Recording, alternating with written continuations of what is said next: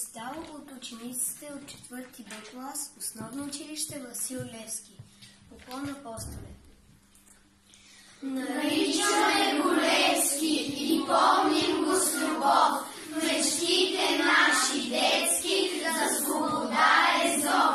Безсмъртни за свободата на този смел герой. Борбата му е свята с подвизи безброй. А пламъкът на Левски сърцата ни гори. В очите наши детски и в бъдните ни дни. Във всяко българско сърце живее споменът за невидна мобилия, вярното век в най-чиста душа. Представите на всеки българин той е урок по родолюбие, надежда и упование. За всички жадуващи свобода българи. И днес той е нужен. Върви заедно с нас настоящето и бъдещето. Времето е в нас и ние сме във времето. На 19 февруари ние прекланяме глави пред паметника на апостола, пред подвига и саможертвата на един от най-преданите и честни синове на България. Робство и неволя, беден си годил на сърца, прогаснал дяконът Васил. Имал глас на слава и леглов замар, над селцата родни спускал се без страх. Неговите думи вдигнали на крак, беден и заможен старец и хлапак, защитил народа в мъка и беда, готвил го да тръгне бой за свобода.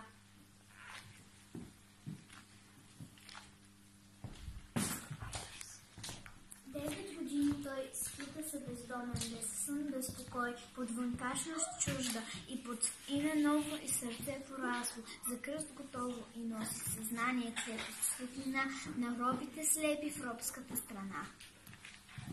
Думите не бяха и прости, и кратки, пълни с упование и надежни сладки.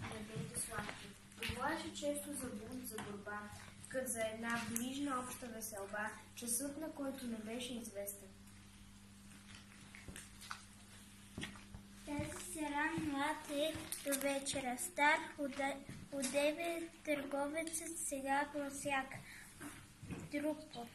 Днес в селото глухо, утре в някой град говореше тайно за облични за бунт, за свобода, за смъртта, за гробът, и че време вече е да възстане робът. Смъртта бе за него приятел и брат. Зашило беше тайно в ръката си яд. На кръста му вярно уръдие висеше, за да бъде страшен нужда беше. Той не знаеше от отдиха ни мир, нито сън. Обърнал се беше на дух на огън. Голяма е любовта на народа. Всички го гледат с благи очи и полагат грижи и усилия да не попадне във вражи ръце. Но намира се предател, който в края на декември 1872 година го предава. След кратка неравна борба Левски бива заловен.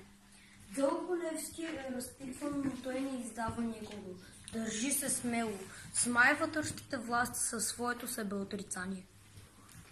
Смел и през последните минути на прекрасния си живот Васил Левски, апостол на свободата, е осъден на смърт чрез обесване. 19 февруари 1873 година, близо край град София, е обесен верния син на България, Васил Левски. О, Васил славно, теб те освети смъртта на героите, свещена си ти. Ти белег си страшен и знак за свобода, за коя по тебе гинеше народа.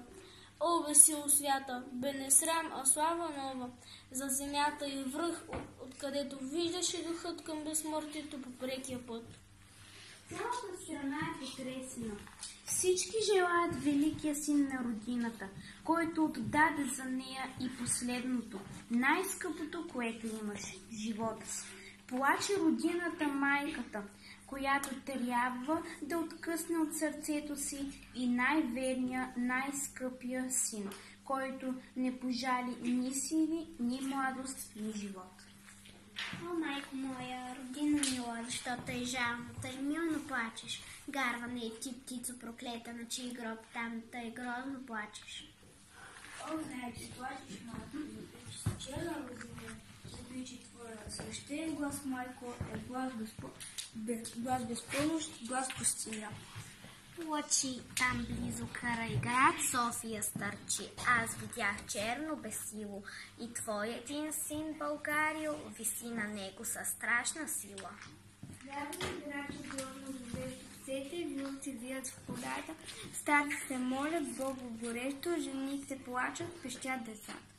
Зимата пее своята зла песен. Вихрове гонят тъмни в полето. И студ, и мраз, и плач без надежда навяват на теб скръп на сърцето. Ще пазим самото ти име, ще го носим с чест.